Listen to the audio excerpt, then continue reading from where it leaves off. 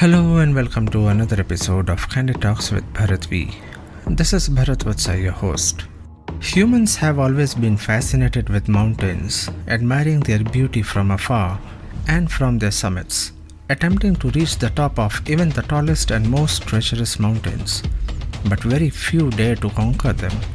Today on the show we have one such personality, Premlata Agarwal, the first Indian woman to have climbed all the 7 summits in the world and the oldest Indian woman to have scaled the world's tallest peak, Mount Everest, at the age of 48. In today's conversation, we will get to hear about her learnings and experiences in the field of mountaineering, the challenges she faced and how she overcame those challenges. We also will talk about her association with TSAF. TSAF, Tata Steel Adventure Foundation, is a non-profit outbound leadership development institute, founded in 1984 by Ms. Bachendri Pal, one of the epitomes of adventure and first Indian woman to climb Mount Everest. TSAF aims to develop leaders for the future by identifying the limits of their mental and physical endurance through a wide range of activities. TSAF programs combine learning from outdoors with organizational development to create an environment that helps teams undergo transformation. It brings the teachings from the best classroom, helping people find their learning and understand and maximize their potential to become true leaders. Before we begin, please do not forget to subscribe to this podcast channel and you can connect with me on my Facebook page at Candid Talks with Bharat V. So let's welcome Premlata Agarwal. Hi, this is Premlata Agarwal, first Indian woman to climb the 7 summits, the 7 highest peaks of the 7 continents. और आप मुझे सुन रहे हैं on Candid Talks with Bharat V.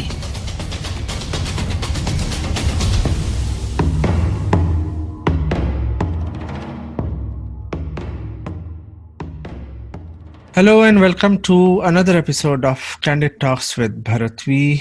और आज हमारे साथ show पर है Premlata Agarwal, first Indian woman to climb the 7 summits, the 7 highest peaks of 7 continents. How are you doing, ma'am? Welcome to the show. नमस्कार Bharat ji. Namaskar ji, and thank you so much for accepting this invite, for the podcast show. So, Premlata जी, इससे पहले कि हम आगे बढ़े, सबसे पहले तो candid talks with Bharat V की तरफ से आपका बहुत बहुत मुबारकबाद for all your achievements in the field of mountaineering and on the awards that you have, been facilitated with. तो आप अपने कुछ बैकग्राउंड के बारे में बताएंगे. How did you discover your passion, for scaling the mountains? वो आपकी जिंदगी में टर्निंग पॉइंट क्या था which actually made you, hooked towards mountaineering? तो माउंटेनियरिंग की तरफ आपका रुख कैसे हुआ? उसके लिए सबसे पहले मुझे बताना पड़ेगा मेरा चाइल्डहुड से. बिल्कुल जी, आप शुरू से बताइए. तो जी, बचपन से मैं बताना चाहूंगी. बचपन में मेरा ऐसा कोई शौक नहीं था माउंटेनियरिंग की तरफ. हाँ जी. क्योंकि मैं तो बहुत ही डरपोक टाइप की लड़की थी. स्कूल में जब पढ़ती थी स्पोर्ट्स में बहुत रुचि थी. हमेशा रेस में जरूर पार्टिसिपेट करती थी और बहुत कोशिश करने के बावजूद भी कभी भी रेस में मैं अव्वल नहीं आई. अव्वल तो क्या, थर्ड फोर्थ भी नहीं आई, लास्ट आती थी. अच्छा. लेकिन मैंने कोशिश करना नहीं छोड़ा. सोचती थी इस साल नहीं तो अगले साल जरूर मैं ट्रॉफी लेके आऊंगी. लेकिन अगले साल भी वही हार. और इसी तरह हर साल कोशिश करती रही और हर साल हारती रही. लेकिन मैं अपनी रेस जरूर कंप्लीट करती थी, लास्ट तक दौड़ती रहती थी. ओके. उस समय मेरे छोटे से दिमाग में ये बात नहीं आई कि रेस में दौड़ने के लिए फिटनेस का होना भी जरूरी है. मैं एक मोटी सी अनफिट लड़की कैसे सबका मुकाबला कर पाती. दार्जिलिंग से 20 किलोमीटर एक छोटे से गांव सुकिया पोखरी में मेरा जन्म हुआ. वहीं मैंने स्टडी की. मेरे भाई लोग स्पोर्ट्स में बहुत अच्छे थे. उनकी ट्रॉफी देख के मुझे भी जिज्ञासा होती, काश ड्राइंग रूम में मेरे नाम की भी कोई ट्रॉफी होती. लेकिन इसी तरह मेरी शादी हो गई. बहुत छोटी एज में शादी हो गई. शादी होके मैं जमशेदपुर आ गई. आप किस एज में थे, इफ यू डोंट माइंड? जब 18 साल की एज में मेरी शादी हो गई. अच्छा जी। लेकिन मैंने अंदर से कुछ जीतने की इच्छा शक्ति थी, उसको मैंने कम नहीं होने दिया था। मुझे जीतना था हर हाल में, कुछ पाना था, कुछ अचीव करना था मुझे। क्या फील्ड था क्या, ये मुझे उस समय पता नहीं था कि मेरा क्या फील्ड होगा। जल्दी बच्चे हो गए, और जब बच्चे बड़े हुए तो मैं वो सपना उनमें देखने लगी कि मैं बच्चों को कुछ बनाऊंगी, वो कुछ अचीव करेंगे। और इसी तरह जब बच्चे बड़े हुए तो उन्हें भी मैंने स्पोर्ट्स में डाला, और मैंने वहीं पर एक फिटनेस सेंटर ज्वाइन कर लिया था। ओके। और एक बार वहीं फिटनेस सेंटर में पता चला कि एक ट्रैकिंग कंपटीशन हो रहा है। Bachendri ji, first Indian lady who climbed Mount Everest, Bachendri Pal. हाँ जी। वो वहां पर एडवेंचर की चीफ थी, हेड थी। तो उन्हीं के अंडर में एक यहाँ पर एक छोटी सी हिल है दलमा, वो करीब सी लेवल से 3000 फीट है। वहीं पर ट्रैक करके जाना था, और मैंने भी उसमें पार्टिसिपेट किया। ओके। और उसी समय मुझे 3rd प्राइज मिला। अच्छा। जो कि बचपन में इतना स्टेमिना होता है, बोलते हैं उस समय दौड़ नहीं पाती थी। शादी होने के बाद, बेटियां होने के बाद मैं दौड़ी, क्योंकि मैंने तब मुझे ख्याल आया कि कुछ भी करने के लिए फिटनेस का होना बहुत जरूरी है। बिल्कुल। तो मैं फिट थी शायद, इसीलिए मुझे 3rd प्राइज मिला। और जब मैं उसका सर्टिफिकेट लेने बचेंद्री जी के ऑफिस में गई, तो वहां मैंने एवरेस्ट के फोटोग्राफ्स देखे। अच्छा। वो देख के मैं बहुत प्रभावित हुई, और मैंने सोचा मैं अपनी बेटियों को जरूर एडवेंचर में डालूंगी। एवरेस्ट की तो मैंने सोची नहीं थी। उन्होंने कहा कि हर साल, मतलब हम इस तरह बच्चों के लिए या बड़ों के लिए, सबके लिए एडवेंचर के कोर्सेज करवाते हैं हिमालय में, दार्जिलिंग में, उत्तरकाशी में। तो मैंने कहा कि मेरी बेटिया को मैं इसमें भेजूंगी। तब उन्होंने कहा कि यहाँ से कुछ महीने बाद ही एक कोर्स के लिए कुछ लोगों को मैं भेजने वाली हूँ उत्तरकाशी में। ये 21 डेज का एडवेंचर कोर्स रहेगा, उसमें बेटियों को क्यों, आप भी तो आ सकती हैं। सुन के तो लगा कि एक हाउसवाइफ और एडवेंचर कोर्स, ये तो बहुत दूर की बात थी, आज से 20-22 साल पहले की बात है। अच्छा, आप तब तक जॉब तो में इतना नहीं थे? पॉपुलर भी नहीं था। जी जी हाँ। ओके। जी, तब पर टोटल हाउसवाइफ थी, बच्चे थे, बस उनकी परवरिश, घर परिवार, यही मेरा संसार था। और उस समय कुछ करने का सोचा, लेकिन ये नहीं सोचा था कि एडवेंचर के फील्ड में आऊंगी। और बस यही मेरा टर्निंग पॉइंट था। मैं अब घर में ऐसे तो नहीं बता सकती थी कि अब मैं एक हाउसवाइफ की एडवेंचर के लिए जाएगी इतने पहाड़ों में इतने दिनों के लिए। तब मैंने कहा कि बेटी जा रही है, बड़ी बेटी उस समय 8th में होगी, 7-8 में। तो मैंने कहा बेटी को भेज रहे हैं उत्तरकाशी, बचेंद्री पाल जी का तो बहुत बड़ा नाम था।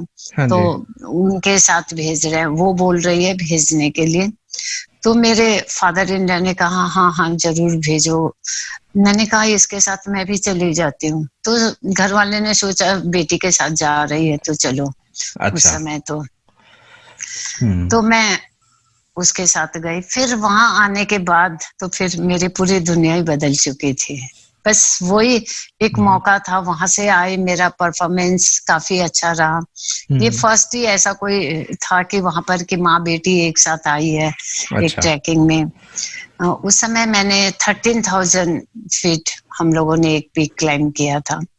तो बचेंद्री जी ने उसके बाद कहा कि तुम तुम्हारा अच्छा ये है, तुम्हारा फिटनेस अच्छा है, तो तुम बेसिक माउंटेनियरिंग कोर्स के लिए दार्जिलिंग जाओ। तो इसी तरह ये सफर मेरा शुरू हुआ माउंटेनियरिंग। तो आपकी बेटी भी माउंटेनियरिंग फील्ड में अग्रसित हैं अभी आपके साथ? जी हाँ, मैं बेटी लोग एवरेस्ट बेस कैंप तक गई है। थार डेजर्ट एक्सपीडिशन किया था एक 2000 किलोमीटर कैमल सफारी में। उसमें भी एक 2007 में किया, बड़ी बेटी गई थी। फिर 2015 में किया तो छोटी बेटी भी गई थी उसमें। दोनों बेटी ऐसे ट्रैकिंग वगैरह करती है। ऑसम। तो प्रेमलता जी, आपने बताया कि आप बचेंद्री पाल से जब पहली बार मुलाकात हुई और वो सब जो फोटोग्राफ्स आपने एवरेस्ट के देखे, प्रभावित हुए, और फिर आपको मौका मिला वहाँ जाके माउंटेनिंग करने का। जी। तो आई थिंक आप बचेंद्री पाल जी के अंडर ही ट्रेंड हुए हैं, तो उनके बारे में थोड़ा बताएंगे? उनका मतलब वो एक्सपीरियंस आपका, उनके अंडर ट्रेनिंग करने का एक्सपीरियंस कैसा रहा? किस टाइप का ट्रेनिंग रिजीम आपको फॉलो करना पड़ता था? वो बहुत आई मीन स्ट्रिक्ट थी या she was lenient in her training? तो वो एक्सपीरियंस के बारे में थोड़ा सा बताइए। नहीं, उनके साथ मुझे जितने भी एक्सपीडिशन के उनके साथ रहे, वो तो बहुत काइंड हार्टेड है, लेकिन बहुत स्ट्रिक्ट है, बहुत हार्ड वर्क है, क्योंकि वो खुद हार्ड वर्क करती है, तो सारा बोलती नहीं, खुद करती है, तो उनको देख के सब करने लग जाते हैं। वो राइट। तो बहुत उनका फिटनेस बहुत अच्छा है, अभी भी वो बहुत फिट है। तो डिसिप्लिन, बहुत डिसिप्लिन, एकदम डिसिप्लिन में रहना पसंद करती है, तो सबसे ऑब्वियसली चाहेगी कि सब डिसिप्लिन में रहे, राइट। क्योंकि डिसिप्लिन के बिना तो आदमी आगे बढ़ ही नहीं सकता।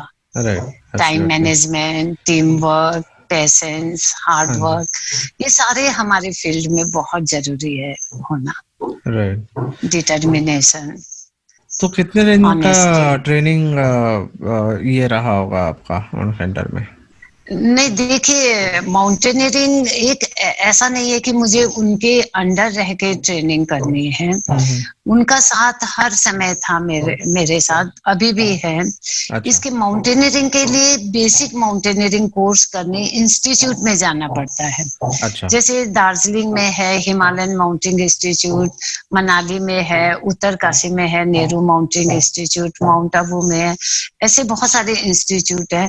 वहां जाके आपको ट्रेनिंग लेनी पड़ती है, 21 डेज की ट्रेनिंग लेनी होती है। उसमें ओके। आपकी कैपेसिटी होनी चाहिए कि आप 25 केजी लोड तक लेके चल सको, उतना अच्छा। फिटनेस लेवल होना चाहिए।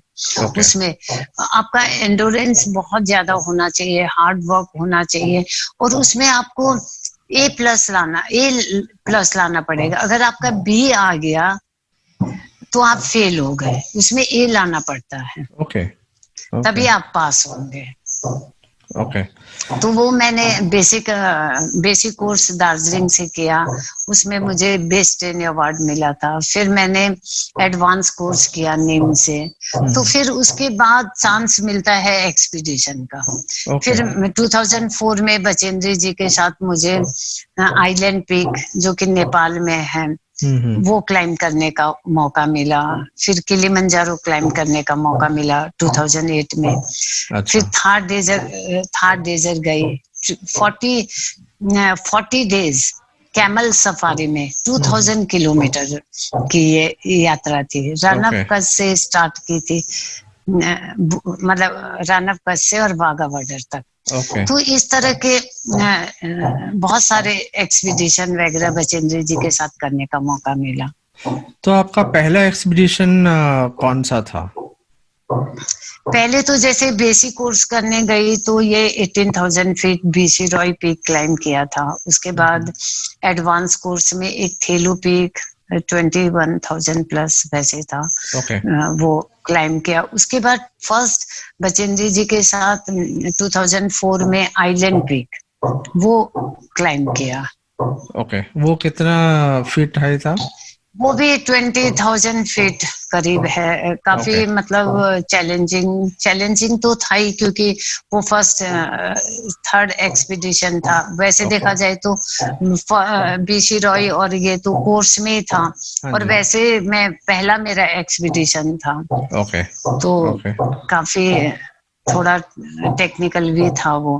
अच्छा। तो प्रेमलता जी, ये जो आप हर क्लाइंब के लिए, आई एम श्योर, ठीक है, शुरू में आपने इंस्टीट्यूट में जाके आपने माउंटेनियरिंग कोर्स किया, वो तो शुरुआत थी, बट हर एक क्लाइंब जब आप करते हो, कोई भी पीक हो, उसके लिए आपको कुछ स्पेसिफिक टाइप ऑफ ट्रेनिंग्स करनी पड़ती होंगी हर एक्सपीडिशन से पहले। वो किस टाइप की प्रिपरेशन होती हैं, वो आप कैसे करते हैं, वो प्रिपरेशंस के बारे में थोड़ा सा बताइए हमारे श्रोताओं को। देखिए, डे वन से फिटनेस रहना बहुत जरूरी है। ऐसा नहीं होता कि हम एक पीक जा रहे हैं तो जाने के पहले 1 महीना या 15 दिन हम फिटनेस की ट्रेनिंग ले तो फिट हो जाएंगे, वैसा नहीं होता। क्योंकि लंग्स कैपेसिटी बढ़ानी पड़ती है, फिटनेस अच्छी रहनी पड़ती है। 100% फिटनेस चाहिए, आपके इतनी कैपेबल होना चाहिए कि आप अपना पूरा लोड भी कैरी करके आप हिल में जा सको। तो उसके लिए मैं अपनी फिटनेस की ट्रेनिंग छोड़ती नहीं थी। एक हाउसवाइफ के लिए ये पॉसिबल नहीं कि माउंटेन में जाके ट्रेनिंग ले या घंटों जिम में रहे। तो मैं जितना भी मुझे समय मिलता, सुबह जाती थी, जिम भी जाती थी, रनिंग करने जाती थी, योगा और ये सब मैं घर में करती थी, प्राणायाम। जब भी मुझे समय मिलता, जरूरी नहीं कि मॉर्निंग में समय मिल रहा है तो मॉर्निंग में करूं, टुकड़ों में। जब भी दिन में भी 12-1 बजे भी समय मिला तो उस समय 1 घंटा कर लिया, शाम को जब समय मिला तो शाम को 1 घंटा कर लिया। वैसे करके मैं अपना फिटनेस हमेशा रखती थी। ओके। तो प्रेमलता जी, ये हर माउंटेन क्लाइंबिंग बोलते हैं जैसे कि it comes with its own set of challenges. तो आपको किन किन मुसीबतों का सामना करना पड़ा और उन मुसीबतों को आपने कैसे ओवरकम किया? देखिए, हर माउंटेन तो अपने आप में एक चैलेंज है। अब जितने भी एक्सपीडिशन किए तो बचेंद्र जी के साथ किए तो उनका मार्गदर्शन मिला। और चैलेंज के भी साथ साथ सबसे पहले तो ये बहुत ही महंगा फील्ड है, इसके लिए स्पॉन्सरशिप चाहिए। तो टाटा स्टील ने इसमें हमारी बहुत मदद की। मेरे जितने भी माउंटेन है सब टाटा स्टील ने स्पॉन्सर किए। और बचेंद्र जी भी टाटा स्टील में ही है, वहीं पर वो एडवेंचर फील्ड में हेड चीफ थी। और सबसे पहले तो किलिमंजारो क्लाइम किया, तो वो तो बचेंद्र जी के साथ मैंने किया था। और एवरेस्ट जब मैं गई तो वहां मुझे सबसे पहले तो मुझे डिहाइड्रेशन हो गया था। हम एवरेस्ट जैसे बेस कैंप में 45 डेज रहना पड़ता है बॉडी को एक्लेमेटाइज करने के लिए। और वहां से 4 कैंप लगते हैं। पहला जैसे एवरेस्ट बेस कैंप 17,500 फीट पे है, फिर वहां से 19,000 फीट तक फर्स्ट कैंप एक लगता है, वहां जाते हैं और वहां से फिर वापस बेस कैंप आते हैं। फिर सेकेंड डे फिर जाते हैं वहां रह के वहां नाइट स्टे करते हैं और फिर वापस बेस कैंप आते हैं। इसी तरह अप डाउन करते रहते हैं। और ये इन 2 बेस कैंप्स के बीच में डिस्टेंस कितना होता होगा? डिस्टेंस तो वहां तो हाइट से नापा जाता है। जैसे 17,000 से आप 19,000 गए, 19,000 से 21,000 फीट गए, वैसे करके रहता है। हाइट से रहता है। तो वो भी आपको जाने में तो लग जाता है, आपकी फिटनेस कैसी है, 6-7 घंटे लग जाते हैं वो वहां तक पहुंचने में भी। लेकिन और वेदर कंडीशन बहुत खराब रहता है। तो मैं कैंप 1 ही जाके आई थी, उसी समय मुझे डिहाइड्रेशन हो गया था। खाना कुछ भी नहीं पच रहा था, पानी भी नहीं पच रहा था बहुत। तो उस समय मैंने मेडिसिन मैं कभी लेती नहीं हूँ, लेकिन उस समय एंटीबायोटिक वगैरह लिया, काफी कुछ लिया। तो फिर उसके बाद भी हम लोग का पीरियड रहता है कि इस दिन आपको पीक क्लाइम करना है, एवरेस्ट की चोटी क्लाइम करनी है। तो वो पीरियड भी खत्म हो जाना चाहिए आपका कि अप डाउन करने का। कैंप 3 जाके आप वापस आ जाओ और आप उसके बाद आप एकदम फिट हो तो आप फिर कैंप 4 जाओगे और वहां से फिर एवरेस्ट क्लाइम करोगे। लेकिन मेरी तबीयत बहुत खराब थी, मेरे सारे साथी चले गए थे, उनका रोटेशन हो गया था। फिर बस 1 दिन बचा था तो मेरे गाइड ने कहा कि अब अगर आज भी आपकी तबीयत ठीक नहीं रही तो फिर आप नहीं जा पाओगे।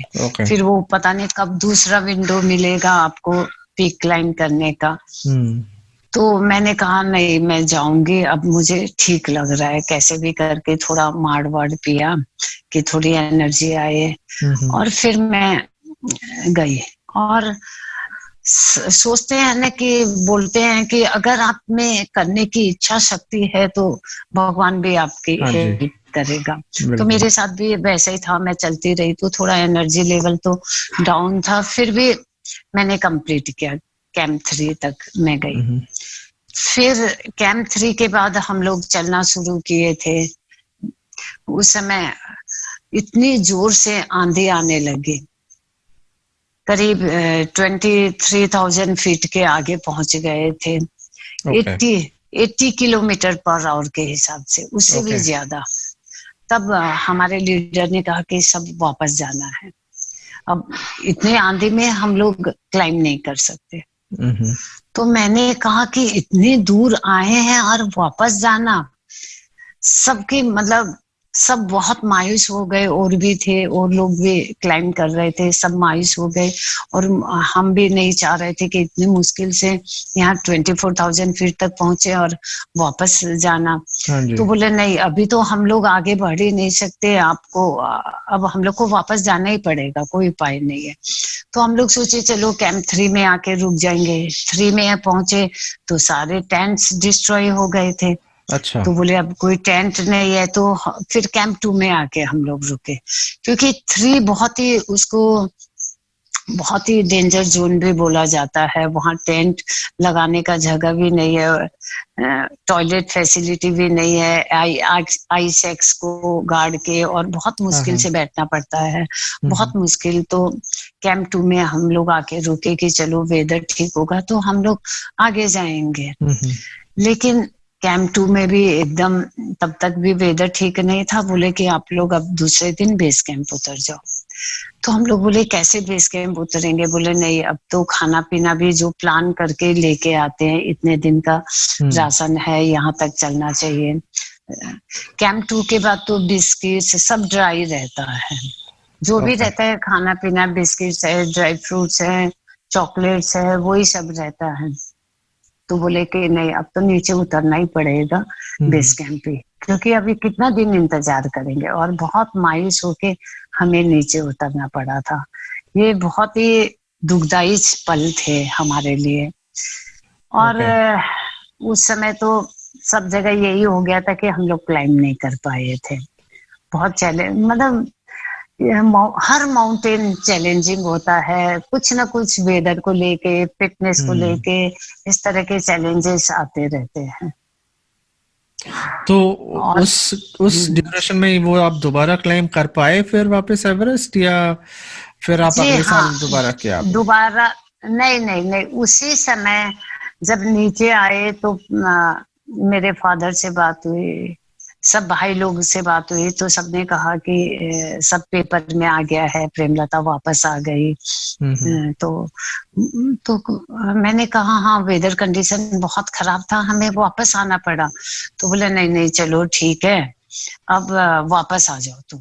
मैंने भी सोचा कि एकदम मौत को इतना नजदीक से देखा, तो मैंने सोचा कि अब मेरा हो गया, मुझे एवरेस्ट क्लाइम नहीं करना। क्योंकि एक हमारे साथ एक लड़का था बाहर कंट्री का, स्विट्जरलैंड का, वो उसको भी घर वालों ने बुला लिया, तो वो भी वापस चला गया। अच्छा। तो सब बहुत हताश से हो गए थे। तो मैंने कहा नहीं, मैं तो अब वापस ही जा रहे हैं, क्योंकि एक तो मैं इस एज में, मैं उस समय तो हमारी एज के 2011 में तो कोई भी हिम्मत नहीं करता था 48 इयर्स में एवरेस्ट क्लाइम करना। तो मैंने पहल की थी उस समय। अभी तो क्लाइम करने लगे, लेकिन उस समय तो कोई भी नहीं। तो वैसे ही मेरा गाइड हमेशा मुझे बोलता रहता था, इस एज में क्यों मरने आ गई एक इंडियन वुमेन, ये क्लाइम करने, घर जाओ, घर में बच्चों को देखो।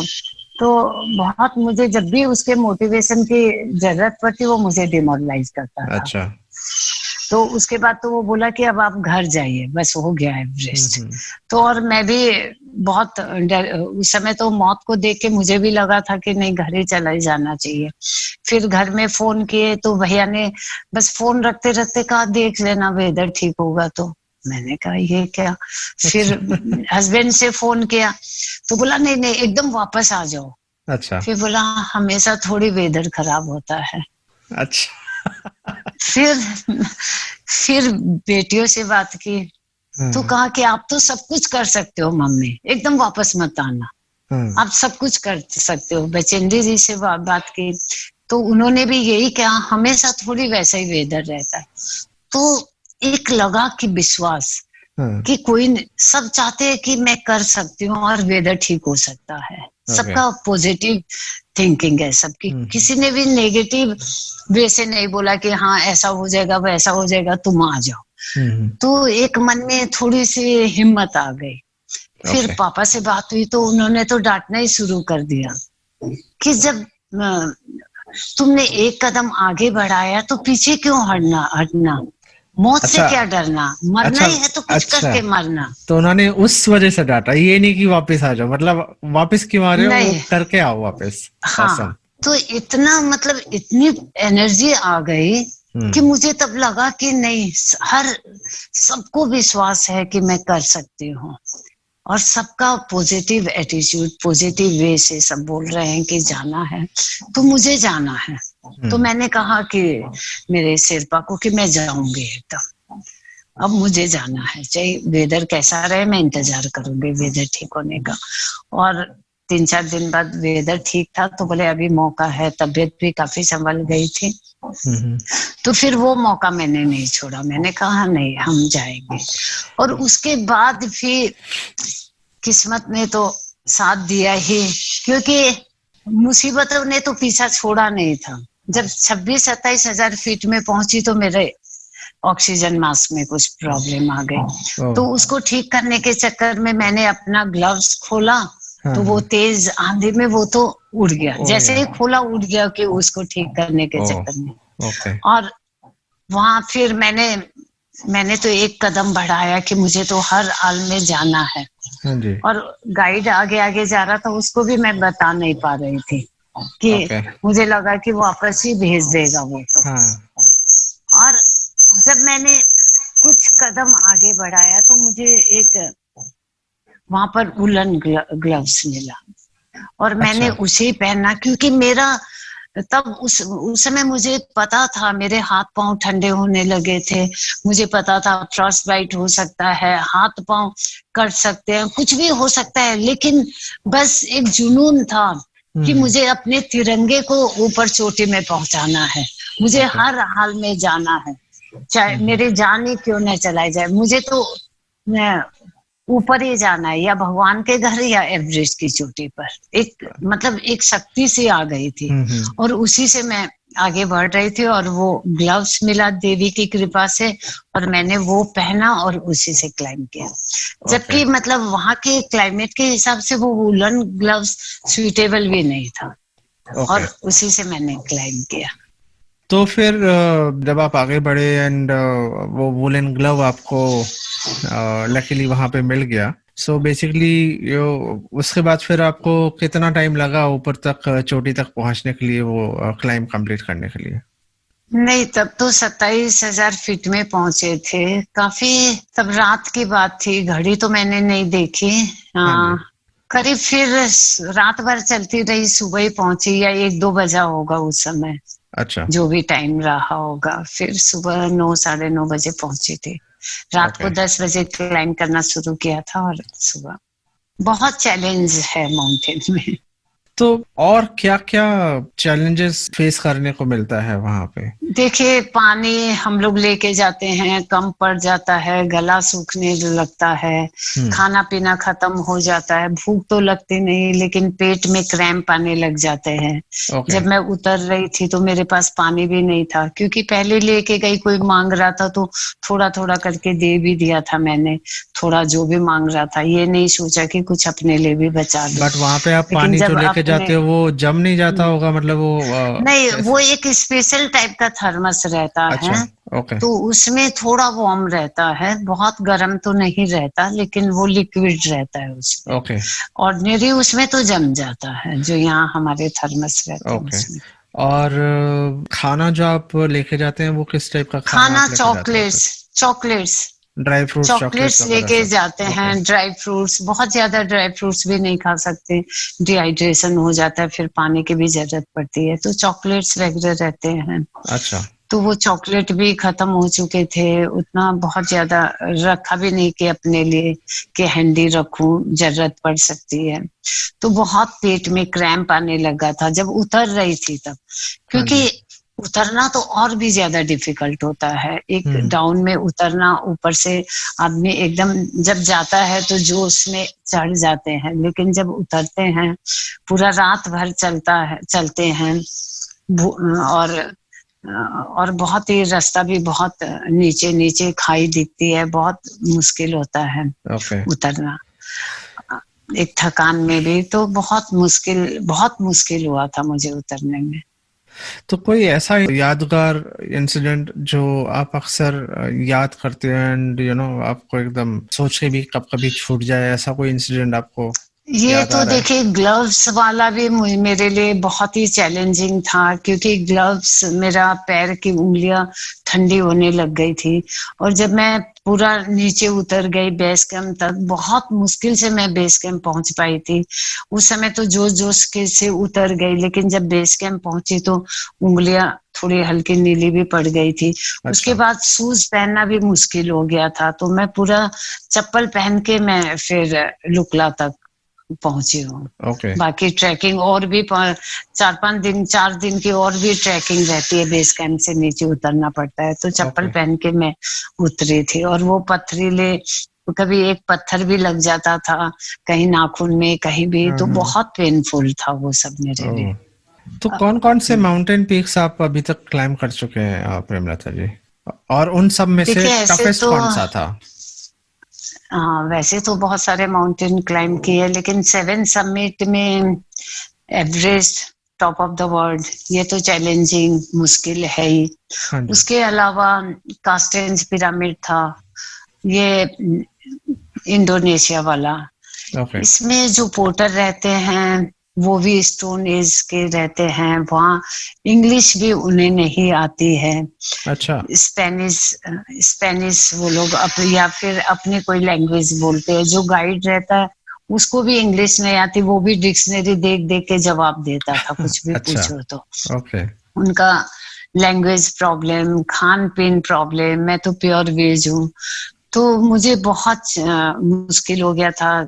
सबको तो जब ब्रेकफास्ट का टाइम आया सब नॉनवेज खा रहे थे, मैंने कहा मुझे भी तो कुछ खाने का दो, तो उन्होंने राइस को बॉईल करके दे दिया था कि ये खा लो। तो इसमें कोई ना सॉल्ट है ना शुगर है, कुछ भी नहीं, बोला यही ब्रेकफास्ट है, पानी के साथ खा लो बस। अच्छा। और बहुत मुश्किल था खान पीन सब चीज का। एंड उसके बावजूद भी दलदल में चलना था। दलदल में चलने के लिए वो क्लाइंबिंग बूट से तो हम चल नहीं सकते, वो गमबूट पहन के, रेन फॉरेस्ट है वो, पूरा 100 किलोमीटर चलना, 100 किलोमीटर चल के आना, और पूरा दलदल में 8-8 घंटा चलना, और इतना लोड सारा लेके, पाँव कभी कभी तो कमर तक दलदल में फंस जाते थे। जितना निकलने की कोशिश करते उतना दलदल में फंसते, किसी तरह ऊपर आते थे। फिर उसके बाद जब दलदल खत्म हो जाता है तो पूरा रॉकी एरिया, और उसके बाद आपको क्लाइंबिंग बूट पहनना पड़ता है, अपना वो गमबूट खोल के, और तब पूरे रॉक्स गिरते रहते हैं, और एक रॉक मेरे पैर में भी गिर गया था। अच्छा। तो पूरा स्वेलिंग आ गया था। तब क्लाइंब कर चुकी थी, क्लाइंब करके जब नीचे आ रही थी बहुत मुश्किल से मुझे उसी से उतरना पड़ा था। बहुत मुश्किल वाला रास्ता था। वो सारे याद करती हूँ तो एकदम रोंगटे खड़े हो जाते हैं। एकदम कीचड़, दलदल, सारा कुछ बहुत ही। और पोर्टर जो थे वो वैसे भाला निकाल लेते थे, गुलेल से चिड़िया को मारते थे, कच्ची चिड़िया खा जाते थे। एकदम बहुत ही वैसा दृश्य था। वो सारे भयानक जो बोलते हैं, याद भी करती हूँ तो रोंगटे खड़े हो जाते हैं। तो वहां पे आपको ऐसे ख्याल नहीं आया कभी कि मैं कर क्या रही हूँ यहाँ पर, मैं क्यों कर रही हूँ ये सब?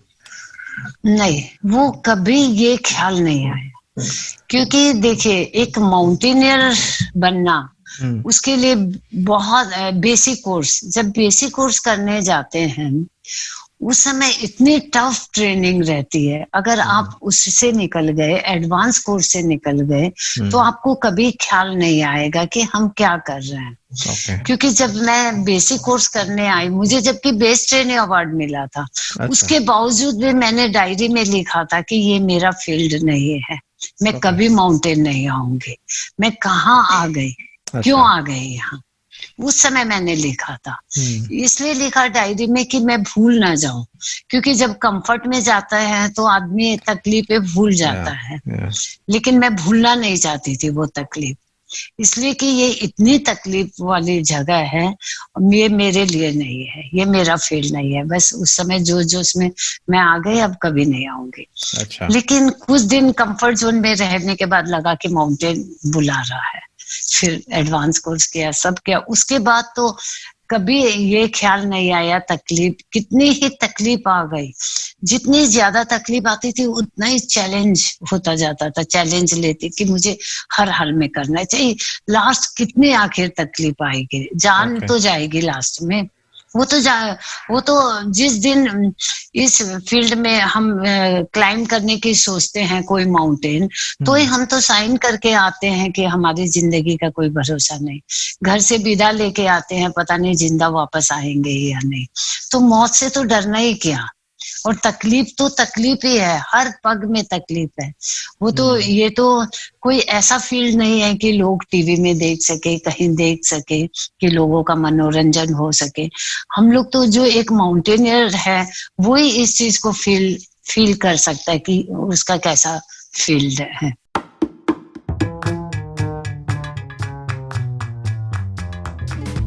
So that was Premlata Agarwal, the first Indian woman to climb the 7 summits, the 7 highest peaks of the 7 continents. She truly is an inspiration to all those housemakers out there and gives them a message that nothing is impossible if you have determination and fitness. Thank you all so much for listening to this episode of the podcast show Candid Talks with Bharat V. If you like the show, please do like, subscribe and share with others. If listening on Apple Podcasts, do not forget to rate 5 stars. If on Spotify or YouTube, do not forget to subscribe and share. All the bikers can listen to this episode on bikersclub.in. इसके साथ हम आज का सफ़र यहीं समाप्त करते हैं। बातों का सिलसिला जारी रहेगा with Premlata Agarwal to hear more of her experiences in our next episode of Candid Talks with Bharat V. Stay home, stay safe. This is Bharat Vatsa signing off for today. दुआ में याद रखना। जय हिंद।